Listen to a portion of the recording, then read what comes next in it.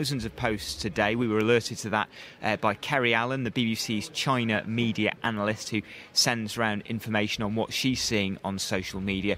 So we got her along to the OS studio a little bit earlier on to tell me about the conversation.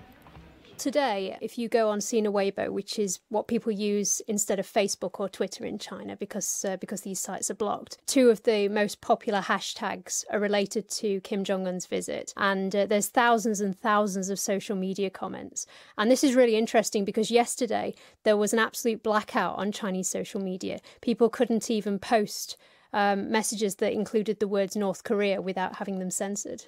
So people could only talk online about the visit once it was confirmed that he had actually been there, that we learnt, didn't we, the confirmation that that train was his. And it was at that moment when Chinese social media was able to talk about it. Yes, exactly. But with something like this, there has to be an official line that comes through from the government. So what happens is People's Daily or CCTV, the official channels in China, they release an official statement and then comments come off the back of that. But nobody's allowed to speculate beforehand. And what's interesting is that a lot of the comments that I'm seeing appearing today are very, very different from the ways people have been talking about Kim Jong-un previously. There's a lot of messages saying, oh, we really support this and friendship between North Korea and China is very strong. And these appear to me to be messages from government-paid sponsors, what's known in China as the 50 Cent Brigade or the 50 Cent Party. These are people who are paid a small amount of money and they post comments that support the government's line. I was going to say, because people in the past have been bit rude, it's fair to say, about Kim Jong-un on social media in China. And they still are. A lot of people are trying to get round the censors. One nickname that they really like to use is Kim the Fat. And people have been getting around this today by not using this phrase because this has been banned for over a year now in China.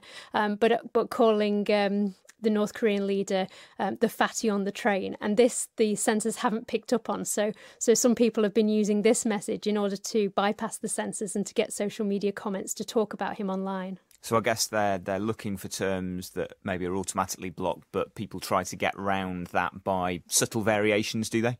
Yes, they do. They either make variations on the name like this, or what they do is they avoid using sensitive words. So one thing that a lot of social media users like to do is they'll take a screen grab of a website that they've accessed using a VPN, so a bit of software that allows them to see something on the web that China doesn't want them to see. So, you know, they can get around the Chinese firewall. Or in some cases, just an innocuous picture. So China didn't want people to know about this visit yesterday, but obviously there were media speculations outside of mainland China that were talking about it. So some people were sharing screen grabs off their phones of these reports with people within mainland China, meaning that they avoid using sensitive words, and that so that people can see that this is something that people are talking about. And beyond the stuff about Kim being fat, or the stuff about isn't this great, and these people being paid to post comments that do toe the party line, is there much in the way of conversation about what's in it for China when it comes to that relationship with North Korea? I'd say there's a lot of comments that are coming out today. I mean, comments that are being censored that are to do with what's in it more for North Korea. So there have been comments in relations to the sanctions.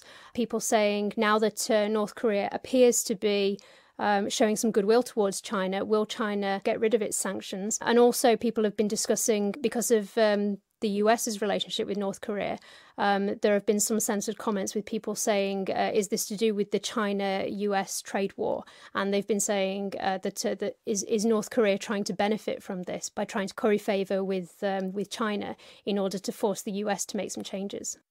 That's Kerry Allen, the BBC's China media analyst, giving us, or those of us who don't speak Chinese, a window into the conversation there on social media.